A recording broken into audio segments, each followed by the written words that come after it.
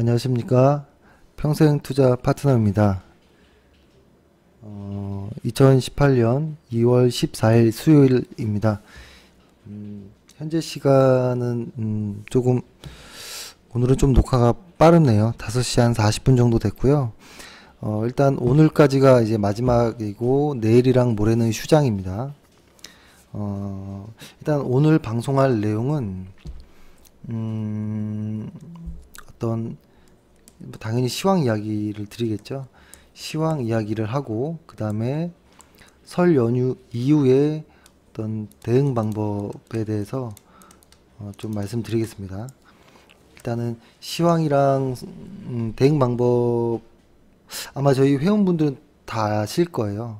이제는 어느 정도 이 호흡이 좀 비슷해질 수도 있거든요. 이 정도의 상승과 하락을 같이 좀 반복을 했다면 아마 조금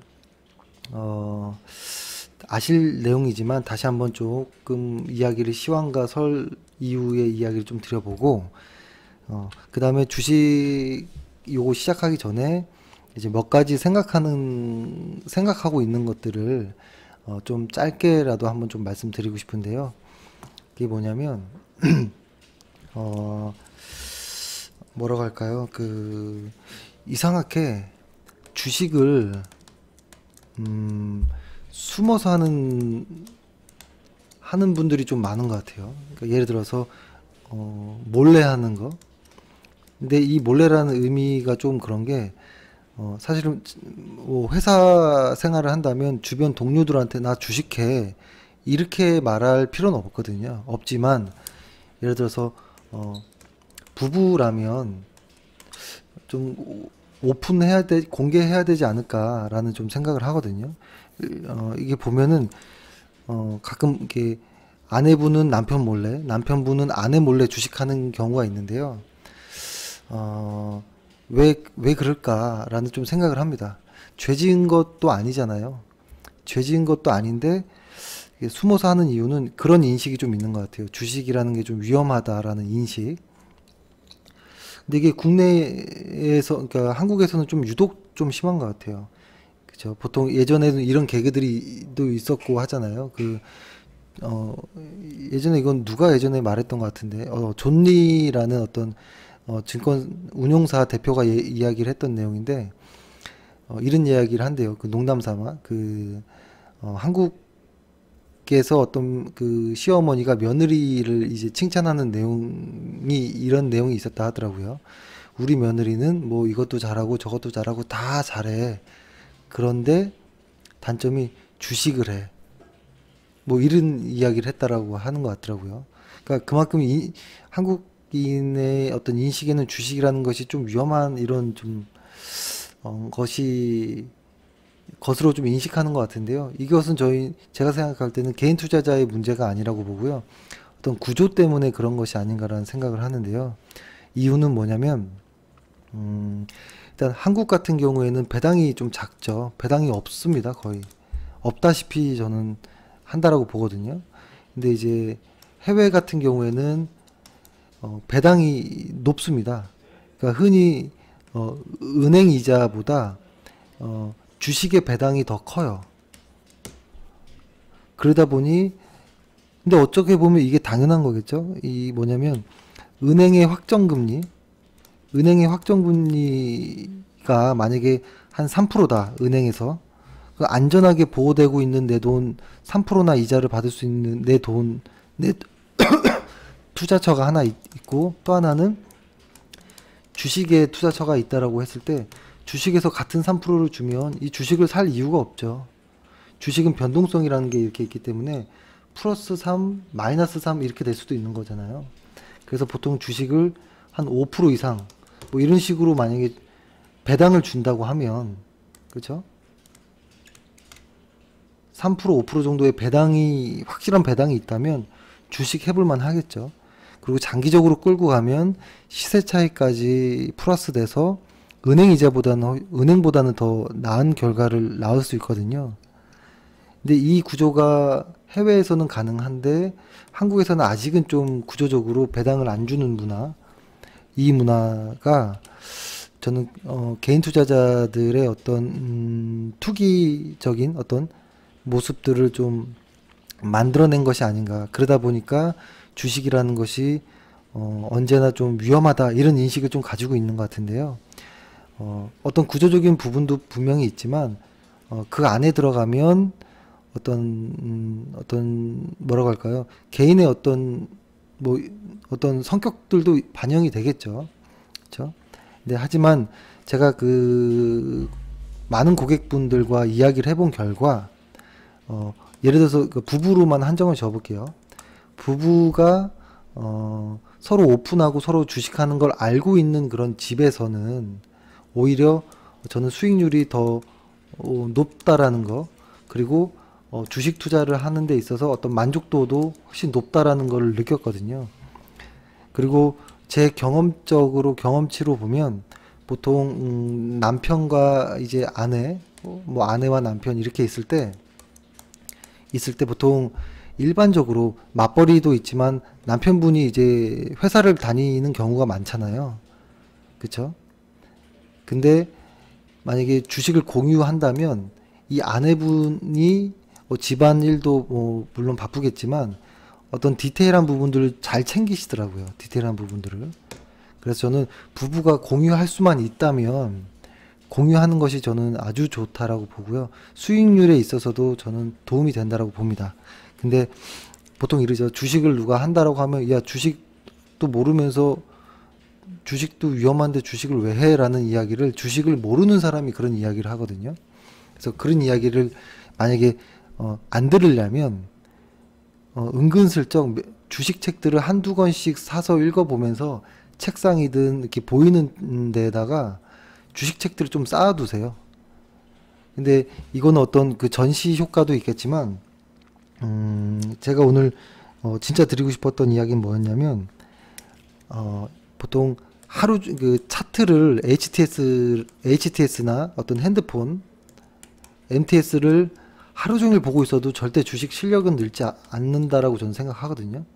실적이 아니고 실력. 주식 실력은 늘지 않습니다. 절대. 그리고 증권 방송을 하루 종일 보고 뉴스 신문을 하루 종일 봐도 주식 실력은 늘지 않아요. 주식 실력을 늘리는 유일한 방법은 오직 그 책을 읽는 것이고요. 이 책은 만약에 이 책의 목록이라든지 책을 고르기가 어렵다면 저희가 당연히 안내를 해드릴게요. 그래서 물어보시면 되고요. 이 책을 볼 때 주식 실력이 가장 많이 듭니다. 아무리 HTS를 하루 종일 보고 그 기술적 분석, 뭐 선을 긋고 뭐 박스를 만들고 이거 아무 의미 없습니다. 책을 보지 않는 것은 실력이 절대 늘지 않고요. 궁극적으로 주식 투자의 핵심은 독학에 있습니다. 독학이 되지 않는다면 어떻게 보면 독학이란 것이 뭐 예습 혹은 뭐 자습 다 될 수 있는 거겠죠. 그러니까 독학이 되지 않으면 실력이 절대 늘지 않습니다. 그리고 아무리 저희 회원분들이라고 해도 어느 정도 같이 좀 보셨으면 하는 생각이고요. 한번 요 경험을 한번 이번 연도 2018년도에 이런 경험을 한번 해보셨으면 좋을 것 같아요. 뭐냐면 일단 10건 돌파하는 걸로.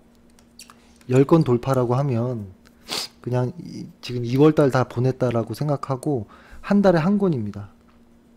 30일에 한 권. 보통 한 300페이지 정도 되니까요. 10쪽 읽으면 되거든요. 하루에. 맞죠? 하루에 10쪽이면요. 한 페이지에 10분 걸려도 1시간 반 정도이거든요.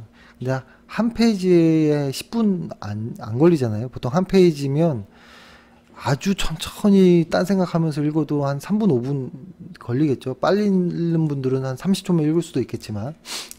그래서 저는 2018년도에 10건이라는 책을 한번 돌파해보자. 그래서 이 10건이라는 목록을 저도 한번 설 연휴 때 한번 생각해 볼게요. 생각해 봐서 기술적 분석과 기본적 분석을 동시에 좀 공부가 될 수 있는 책 10권을 일단을 제가 카페에다 올려드려 볼 테니까 2018년도에는 10권을 한번 읽어보자. 그래서 그 책을 뭐 식탁이든 뭐 책장이든 어디다 좀 넣으시면 아마 야, 너 주식도 못하면서 주식을 왜 해? 이런 얘기는 안 할 거예요. 그리고 주식이 뭐야 라고 상대방이 물어봤을 때 아 주식은 이런 거야 라고 설명할 수도 있거든요. 그래서 꼭 이런 2018년도에 주식 책 좋은 책을 한 10권 정도 읽어보시는 걸 권해드리고 10권 정도 읽으면 저희는 저희 그 회사에 그 신규로 들어오시는 그 직원분을 이제 보면 한 10권 정도 이제 이게 들어오면 책을 읽게 하거든요. 근데 한 10권이 넘어가면 그 처음에 들어왔을 때랑 한 10권 정도 책을 읽었을 때랑 완전히 달라집니다. 엄청 달라지고요. 이 10권에서 계속 더 책을 읽게 되면 이제 정말 이제 엄청나게 많이 도움이 되겠지만 일단 딱 10권만 읽어도 꽤 많이 달라지거든요. 주식을 보는 안목이라든지 아 주식을 왜 해야 되는지 주식을 어떻게 해야 되는지 많이 늘어집니다. 근데 주식을 투자하는 사람으로서 10권 정도를 투자를 해서 한번 보는 것에 저는 엄청난 그 보상을 받을 거라고 확신합니다. 그래서 꼭 2018년도에는 10권 정도 읽자 이런 얘기를 좀 해봅니다. 그리고 또 뭘까요? 그 다음에 그렇게 번 돈, 주식으로 만약에 돈을 번다. 그럼 이 주식에 대한 이 돈에 대한 이야기를 좀 드리긴 해야 될 것 같아요. 뭐냐면 이것은 저는 지금 40대인데요. 40대인데 저와 같은 40대 혹은 50대, 60대 분들은 안 들으셔도 될 내용이고 20대라든지 30대 때 이제 회사를 처음 들어가서 이제 돈을 벌기 시작하는 그 나이대들 있잖아요. 아니면 결혼을 한 지 얼마 되지 않았다든지 이런 분들이 이제 이런 금융상품에서 번 돈을 어떻게 대하는지가 상당히 중요한 거거든요. 그게 나중에 안전한 장기적인 주식 생활을 하는데 어떤 바닥에 깔리는 어떤 것이 되고 있거든요. 뭐냐면 주식으로 번 돈으로, 그러니까 예를 들어서 저는 이렇습니다. 주식으로 돈 번으로 반드시 사치품을 사지 않는다가 여러 가지 원칙 중에 저는 하나에 꼭 들어가는 거예요. 그리고 저는 주식을 하면서 알게 모르게 미신 같은 것도 많이 있거든요. 저한테는. 근데 그 중에 이것도 미신이라고도 볼 수 있겠죠. 혹은 뭐 어떤 뭐 마음가짐이라고도 볼 수 있는 거고. 그 중에 꼭 주식을 하면서 사치품을 사지 말자. 이런 생각을 꼭 하고 살고 하는데 예를 들어서 아주 사소한 것도 있어요. 이렇게 좀 굵직한 이야기도 있지만 사소한 거. 예를 들어서 저희 그 직원들 회사에는 간식들이 있는데요. 그 간식 중에 하나가 이제 이건 좀 웃기긴 하지만 천하장사 천하장사 소시지가 있는데요. 이거를 사실 중간에 간식으로 허기질 때 뭐 빵이나 이런 것보다 라면보다 뭐 소시지나 이런 게 하나가 좀 든든하더라고요. 그래서 천하장사 소시지를 좀 이렇게 많이 놔뒀는데 어느 날 천하장사 소시지가 떨어졌을 때 저희에게 어떤 수익률이 좀 좋았던 해가 있었거든요. 좋았던 어떤 기간이 그때가 이제 파라다이스 뭐 80% 정도 이렇게 올라가고 했을 때 그 무렵 있잖아요. 작년에 그때였거든요. 그래서 아 천하장사를 안 먹으니까 수익률이 좋구나. 이런 괜히 말도 안 되는 이런 것도 생각합니다. 그래서 그 이후로는 천하장사를 안 삽니다. 웃기죠? 그러니까 사람들마다 어떤 무언가가 있지만 이렇게 작게는 이런 거부터 크게는 어떤 사치품을 사지 말자 뭐 이런 것들 혹은 딴 돈의 절반은 반드시 저축하자 아니면 반드시 현금화하자 이런 것들이 있을 거예요. 그래서 그런 것들을 좀 정리를 해 두셔야 되는데 제가 혹은 20대 30대 회원분들에게 꼭 말씀드리고 싶었던 건 뭐냐면 이런 겁니다. 그러니까 저는 아직 젊지만 점점 저도 모르게 카메라로 사진을 찍을 때 저도 모르게 자꾸만 꽃을 찍더라고요. 꽃이라든지 뭐 나무라든지 뭐 산 이런 거 찍더라고요. 근데 이거를 자세히 봤더니 부모님들의 카톡 프로필 사진에 보통 이런 배경들이 많거든요. 근데 저도 모르게 나무, 산 이런 걸 자꾸 찍는 게 아 이게 조금 변하나 이런 생각이 좀 들면서 그런 생각이 들면서 나이도 아직 젊은 제가 이제 조금 철이 드나 뭐 늙어가나 뭐 이런 생각을 좀 하는데요. 그러면서 드는 생각이 돈에 대한 생각이 좀 더 명확해지는 것 같은데요.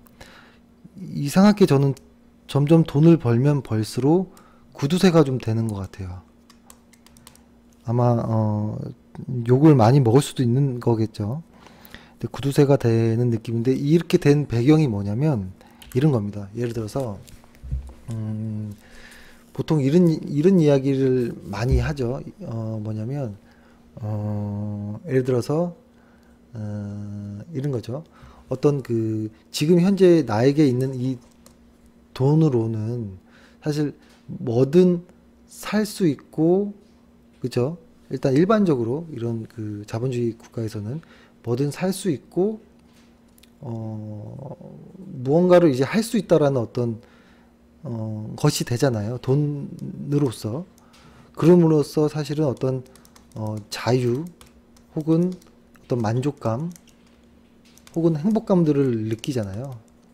근데 이 돈을 예를 들어서 그런 어떤 교환을 할 수 있는 이 돈을 예를 들어서 무슨 어떤 무언가를 샀어요. 예를 들어서 이 사고 나서부터는 예를 들어서 집을 샀다라고 해볼게요. 사고 나서부터는 그 만족감, 어떤 자유, 행복들이 조금씩 줄어드는 것을 느끼거든요. 근데 집이라고 하면 좀 이상하긴 해요. 예를 들어서 뭐 핸드폰이라고 해볼까요? 신형 핸드폰. 근데 신형 핸드폰은 딱 사고 나면 저는 보통 다 일시불로 삽니다. 핸드폰도 다 일시불로 사고 카드를 쓰지 않습니다. 어, 사- 어, 신형 핸드폰도 사실 뭐 한 달이면은 그 만족감은 뭐 떨어지잖아요. 그죠? 근데 어, 이 돈으로서 무언가를 사게 되면 사실 진짜 얻을 수 있는 것들이 좀 줄어드는 이 느낌이 나는 거예요. 그러면은 결국엔 이런 것들을 사지 않고 유예를 한다면, 그렇죠? 그러니까 이거를 만약에 조금 그 유예를 시킨다면 이 행복감과 만족감이 좀 더 계속 길어지지 않을까? 그러니까 이 돈은 있지만 돈은 있지만 쓰지 않았을 때 사실 이걸로 뭐든지 할 수 있는데 내가 참는 거잖아요. 그때 행복감과 만족감들이 사실 더 많은 것 같아요. 그래서 보통 이것들을 보통 현금으로도 갖고 있지만 뭐 주식이라든지 어떤 예금이라든지 이쪽에다 넣어놓고 내 행복감을 유예하는 대가로 어떤 그 보상으로 금리 이자라는 걸 받잖아요. 그렇죠? 요런 비유는 경제학 아마 이자 금리에 대한 이야기를 할 때 많이 비유되는 이야기이기도 한데요. 이런 이유였던 것 같아요. 그러니까 정리를 해보면 점점 구두쇠가 되는 이유, 뭐 사치품을 사지 않는 어떤 이런 것들이 주식을 잘하기 위한 어떤 미신도 되지만 이게 돈을 쓰지 않고 이렇게 계속 주식으로 계속 좀 이렇게 하는 이유가 저의 어떤 행복감이 좀 계속 좀 증가하는 것 같아요. 시간이 지나면서. 그러니까 흔히 이런 얘기도 많이 하죠. 그러니까 어떤 이렇게 사람이 이렇게 있는데 이 사람의 이 속주머니 안에는 한 10억짜리 수표가 하나 있다라고 해볼게요. 근데 이 사람만 알아요. 가슴 속에 10억 수표가 있는 거. 혹은 뭐 100억 수표가 있다라고 해볼까요? 뭐 이 사람은 회사를 출근할 때나 친구를 만날 때 내 주머니에 100억이라는 돈이 있어라는 말을 하지 않아도 자신만의 어떤 비밀이 하나 생긴 거잖아요. 이 행복의 어떤 만족감에 이런 것들을 만들어줄 수 있는 어떤 그 비밀이 하나 있음으로써 태도나 어떤 이런 것들이 많이 달라지는 고 혹은 자신감도 더 많아질 수도 있는 거거든요. 근데 그런 것들을 이런 그 돈을 써서 없애버리면 금방 이 행복 혹은 자신감 어떤 뭐 돈이 이쪽이랑 좀 연관되는 것도 사실 좀 1대1로 이렇게 연관시키는 것도 좀 그렇긴 하지만 저는 개인적으로 그렇더라고요. 그래서 그러니까 주식으로 이 번 돈을 현금화 시켜서 꼬박꼬박 예금을 넣고 일부는 또 다시 주식으로 재투자하고 이런 것들이 계속 쌓이면서 저는 점점 더 행복감을 좀 느끼는 것 같아요. 이것이 나중에 어떤 은퇴 이후에 무엇이든 할 수 있는 어떤 나를 혹은 노후에 좀 어떤 지탱할 수 있게 해주는 뭐 여러 가지를 할 수 있는 무언가가 계속 커진다라는 생각인 거거든요. 그래서 감히 조금 말씀드려보면 20, 30대 때는 돈이 없어도 그러니까 사실 돈은 은행에 다 넣어놔도 막상 밖에 나갔을 때 들고 다니는 돈은 뭐 10,000원짜리 한 장 들고 다녀도 누가 욕하는 사람 전혀 없습니다. 돈 안 써도. 나중에 40 넘어서 뭐 50 넘어서 지갑에 돈이 없으면 오히려 더 민망하거든요. 근데 20, 30대 때는 돈이 없어도 누가 뭐라 하지 않습니다. 오히려 검소하구나 이런 좋은 인상을 줄 수도 있습니다. 너무 주제 넘은 이야기이긴 하지만 돈에 대한 어떤 생각을 20, 30대 처음으로 주식으로 혹은 회사 생활로 돈을 버는 분들에게 어떤 조금의 어떤 생각을 좀 해봤으면 이런 생각이 또 들고 또 하나만 살짝 여기까지만 이야기를 좀 해볼게요.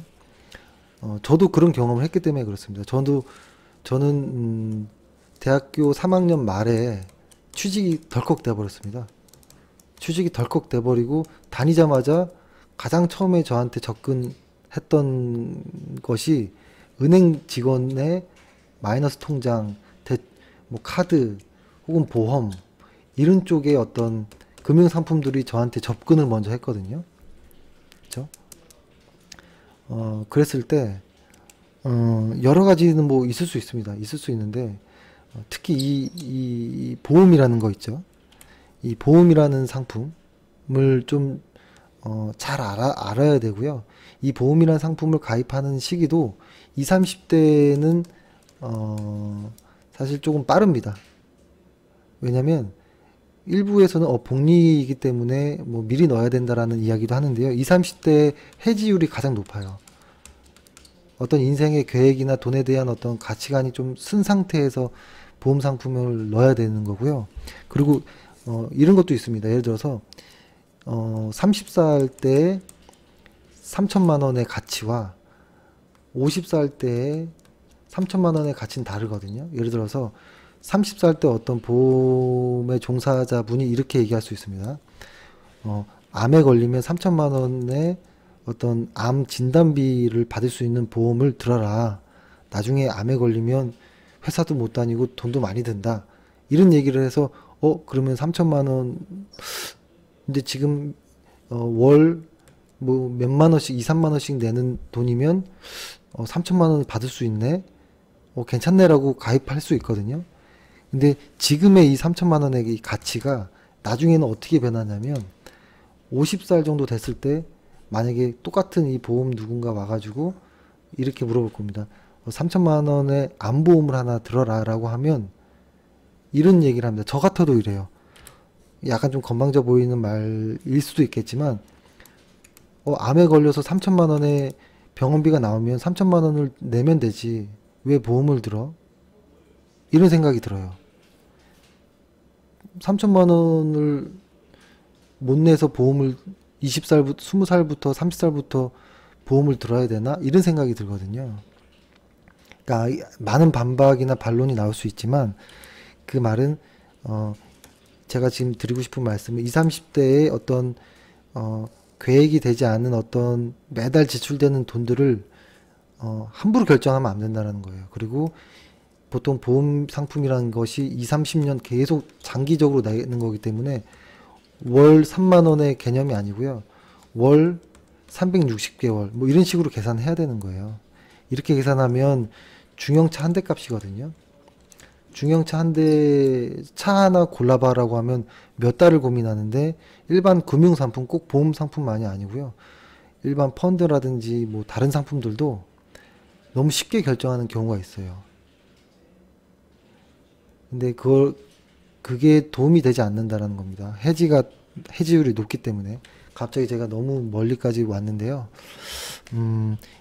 마치 오늘이 2017년도의 마지막 날인 것 같은 이 느낌이 좀 들고, 이제 설 지나고 나서 2018년도가 이제 시작되는 이 느낌이 들어서 좀 이야기를 좀 드렸습니다. 그래서 이 정도로 저의 어떤 주식 혹은 어떤 뭐 이런 것들에 대한 이야기를 좀 간략히 드렸고, 이제 할 거는 시장 이야기를 좀 해보겠습니다. 아마 그 시황을 저희 아마 회원분들이 다 아실 거예요. 근데 아직도 이런 이야기들을 많이 합니다. 지수가 하락하니 개별 종목 장세이니 개별 종목을 매수하자, 이런 얘기를 아직도 많이 시장 곳곳에서 하거든요. 이것처럼 무서운 이야기가 없죠. 개별 종목들이 모여서 지수가 되는 거잖아요. 결국 지수와 종목은 하나 같은 거거든요. 근데 그 말은 이런 거예요. 종목들이 하락하니 종목을 사자. 이게 말이 안 되는 이야기거든요. 지수가 하락하면 종목도 하락하는 것이니 잠깐 쉬자 혹은 관망하자가 올바른 저는 표현이 아닐까라는 좀 생각을 하고, 일단 이 지수에 대한 이야기를 하고, 일단 오늘 지수를 한번 볼게요. 오늘은 좀 어땠냐면, 시장이 코스피 코스닥 양시장이 한 2시 정도까지는 그래도 거래량이 그래도 어느 정도는 좀 왔다가, 이 이후 시간부터는 거래량이 훅 줄었어요. 그러니까 확실히 설 연휴라는 어떤 부분도 있겠지만, 제가 생각하기에는 이런 부분도 좀 있었던 것 같아요. 예를 들어서 오늘 밤 뭐라고 하나요? 그 소비자 그 물가지수, 그 미국에서 오늘 밤 한국 시간 10시 경에 나타나는 발표하는 소비자 물가지수를 좀 보고 좀 뭐 판단하자, 이런 게 시장의 분위기가 좀 많은데요. 이게 이것도 중요하지만 이것보다도 지금 시장이 하락하고 있는 이 상황에서 이 시장을 하락을 인정하지 않고 반등할 거다. 일단 뭐 반등은 하겠죠, 언젠가는. 근데 빠른 시간 안에 반등할 거다. 지금 시장은 조정이다라고 믿는 사람들이 계속 어떤 이벤트들의 어떤 희망을 걷는 이런 과정인 거예요. 희망. 아마 이 CPI가 오늘 끝나면 또 2월 말에 또 3월 초에 어떤 금리 이야기를 또 할 겁니다, 아마. 계속 이런 이벤트들은 계속 생기거든요. 그래서 이런 이벤트도 중요하긴 하지만, 일단은 가장 중요한 거는 지수 그 자체가 하락하고 있다라는 것을 믿는 겁니다. 일단은 코스피를 한번 볼게요. 이만큼 하락하고 지금 좀 반등하고 있는 거잖아요. 이 반등인데 요거를 한번 봐볼게요. 이건 제가 자주 말씀드리는 건지만 다시 한번 좀 말씀드려보면, 이 추세라는 것을 한번 그대로 보자라는 의미에서 한번 말씀드려볼게요. 예를 들어서 시장이 이렇게 가고 있는 때가 있고, 이렇게 가고 있을 때가 있고, 이렇게 가고 있을 때가 있다 라고 판단을 했을 때, 여기 현재 이 끝자락에서 나는 어떻게 판단할 것인가를 보는 겁니다. 근데 보통 제가 이것을 질문해서 여쭤보면, 이렇게 쭉 과거서부터 쭉 올라왔던 주식은 여기서 어떻게 될까요? 라고 물어보면 많이 올라왔으니까 떨어지겠죠.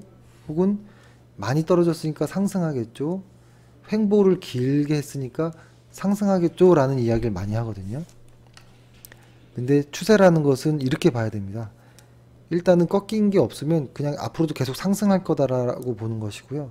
하락이면은 계속 하락할 거라고 보는 게 맞아요. 그리고 횡보면 앞으로 더 횡보할 거다라고 이야기하는 게 맞아요. 이렇게 빨간 것처럼 먼저 예측을 해서 방향을 예측하는 것은 좀 위험합니다.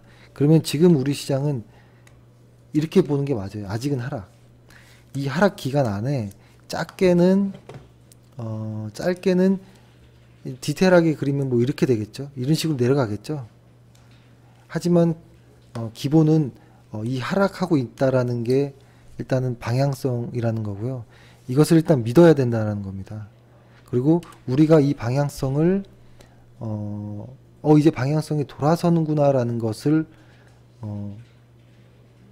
우리의 원칙대로 본다면 일단은 그날, 그죠? 팔로우 스루 데이가 나오지 않는다면은 일단은 시장은 아직은 하락 중입니다 라고 보는 게 맞고, 당장 다음 주 월요일부터라도 나오면, 지금 현재 오늘까지는 하락이었지만 다음 주 월요일 아침 종가에 팔로우 스루 데이가 나오면 그날부터는 시세가 전환됐다라고 믿고 매수를 하는 겁니다. 그래서 우리의 그 설 이후의 전략은 팔로우 스루 데이, 그쵸? 이게 나오기 전까지는 하락으로 보겠다라는 것입니다. 만약에 팔로우 스루 데이가 나왔다라고 하면 어떻게 할 거냐면, 아마 회원분들 다 아실 겁니다. 5개 업종을 고를 겁니다.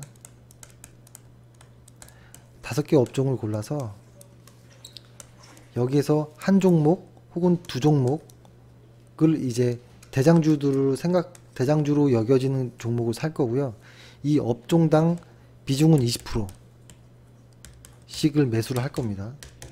그리고 이 20%의 비중을 적어도 4번 혹은 5번에 걸쳐서 분할로 매수를 할 것입니다. 그리고 매수 이후에는 플러스 21%, 마이너스 7%의 선에서 이익 실현과 손절을 기본 틀로 정해놓고 대응을 할 것입니다. 아마 다 아시는 내용일 거예요. 다 아시는 내용일 텐데 다시 한번 좀 말씀드리고요. 어차피 오늘 밤 미국에서 CPI가 나오지만 우리 시장은 목요일날, 금요일날 휴장이거든요. 그래서 혹시라도 좋게 나오든 안 좋게 나오든, 그러니까 좋게 나오면 좋겠지만 안 좋게 나오더라도 목요일날, 금요일날 어느 정도 약간의 희석은 좀 될 수 있다라는 부분이 하나 있고, 다만 그 희석분이 월요일날 운이 나쁘면 한 번에 반영될 수도 있는 부분도 있습니다. 그죠? 그래서 일단은 월요일날 좀 예민하게 오전부터 대응할 필요는 없다라는 좀 말씀을 좀 드리고 싶습니다. 들으시고 그 다음에 뭐라고 할까요? 지금 시간이 30분 정도 했는데요. 그쵸? 지금 보면 외국인의 어떤 누적이라든지 뭐 이런 것들, 이런 굳이 말씀을 안 드려도 될 것 같아요. 사실 조금 더 시장 이야기를 드리려고 했는데 일단은 가장 확실한 거 하나, 외인들이 잠깐적으로 들어오고 기관들도 들어오고 하는 것들은 종목을 매수하는 물량도 있을 수 있는데요. 보통 펀드 물량도 많습니다. 펀드 물량. 그래서 그런 것들을 좀 헷갈릴 수도 있습니다. 저게 진짜야, 뭐 패시브 물량이야, 뭐 액티브 물량이야, 이렇게 좀 헷갈릴 수도 있어요. 그죠? 아니면 선물에 의한 어떤 그 상대방 거래인지 이런 것들도 좀 헷갈릴 수 있거든요. 그래서 가장 확실한 거는 그날이 오는 것을 기다립니다. 그날이 오면 그때부터 매수를 할 것입니다. 그것이 다음 주 월요일이 됐든 뭐 그 다음이 됐든 바로 진행을 할 것이고요. 일단은 이렇게 아시면 좋을 것 같고, 오늘 다시 한번 시장을 정리를 한번 해보면, 일단 방금 말씀드린 대로 설 이후에는 설 이후에가 됐든 언제가 됐든 간에 팔로우 스루 데이를 반드시 기다리자. 팔로우 스루 데이에서 가장 중요한 것은 여러 가지가 있지만 저는 특히 중요하게 보는 것은 거래량입니다. 거래량. 가장 중요하다라는 것이고, 두 번째는 혹시 부부가 만약에 주식을 하는데 서로 모르게 몰래 한다면 한번 오픈을 해보자라는 것인데, 그걸 바로 하면 부작용이 있으니까요. 한 책을 조금씩 읽어가면서 그 책을 집에다가 쌓아보는 거죠. 이렇게 조금씩 쌓아보는 거죠. 이렇게 계속 책을 쌓아놓으면서 나 주식 공부해라는 걸 조금씩 틀을 내보는 게 이제 시작이 되는 거겠죠. 그리고 그것을 2018년도에는 한 10권 정도 우량한 책으로 10권을 돌파해보자, 사보자. 이거 10권 한번 읽어보는 겁니다. 그렇죠? 이 10권 읽었을 때, 한 권도 안 읽었을 때와 이 10권 읽었을 때의 느낌이 같다면 제가 그 책 10권의 값은 대신 내드릴 테니까요. 만약에 그 10권을 읽었는데 좀 달라졌다라고 하면 그건 너무 고마운 일이죠. 그 10권의 가격이면 한 10만 원 정도 조금 넘는 금액일 거잖아요. 그죠? 이 금액이면 10권을 한 번에 다 사볼 수도 있는 거겠죠. 사서, 그죠? 그래서 이 정도로 좀 해보시면 좋을 것 같고, 2018년도에는 조금 이렇게 저축도 많이 하시고 원래 하시는 일에서도 좀 최선을 다하시고 주식도 좋은 성과를 내서 주식하면서 행복해질 수 있는 그런 그런 일들이 많아졌으면 하는 게 바람입니다. 새해 복 많이 받으시고요. 2018년도 구정 이후에 또 화이팅 하겠습니다. 오늘 하루도 모두 고생하셨습니다. 감사합니다.